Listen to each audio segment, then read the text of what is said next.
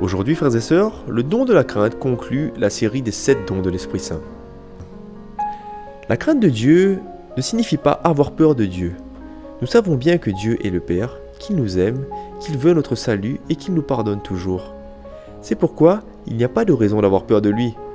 La crainte de Dieu est un don de l'Esprit qui nous rappelle combien nous sommes petits devant Dieu et devant son amour, et que notre bien se trouve dans l'abandon entre ses mains. L'abandon dans la bonté du Père qui nous aime tellement. Quand l'Esprit Saint fait sa demeure dans notre cœur, il nous donne la consolation et la paix. Dieu nous appelle à déposer toutes nos préoccupations et toutes nos attentes en lui. Par cela, nous serons soutenus par sa chaleur et sa protection, à l'image d'un petit enfant dans les bras de son papa. Car seuls, frères et sœurs, nous sommes incapables de nous assurer le bonheur et la vie éternelle. La seule chose importante est de nous laisser conduire par Jésus dans les bras de son Père. La crainte de Dieu nous fait prendre conscience que tout vient de la grâce et que notre véritable force réside uniquement dans le fait de suivre le Seigneur. Nous devons ouvrir notre cœur afin que le pardon, la miséricorde, la bonté et les caresses du Père viennent jusqu'à nous.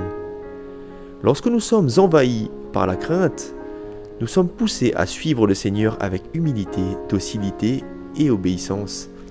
Elle ne fait pas de nous des chrétiens timides et soumis, mais plutôt des chrétiens convaincus et enthousiastes. Mais soyons attentifs, car le don de crainte est aussi une alarme face à la ténacité du péché. Quand une personne vit dans le mal, qu'elle blasphème, exploite les autres, ne vit que pour l'argent, le pouvoir et l'orgueil, elle ne sera pas heureuse. Nous ne pouvons emporter avec nous de l'autre côté ni l'argent, ni l'orgueil, ni le pouvoir.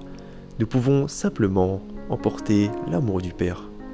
Alors attention de ne pas mettre notre espérance dans les mauvaises choses, car tout finit un jour, et ce jour-là, nous devrons rendre des comptes à Dieu. Eh bien, frères et sœurs, demandons donc au Seigneur la grâce d'unir nos voix à celles des pauvres, pour accueillir le don de la crainte de Dieu et pouvoir nous reconnaître, avec eux, revêtus de la miséricorde et de l'amour de Dieu qui est notre Père, notre Papa, ainsi soit-il.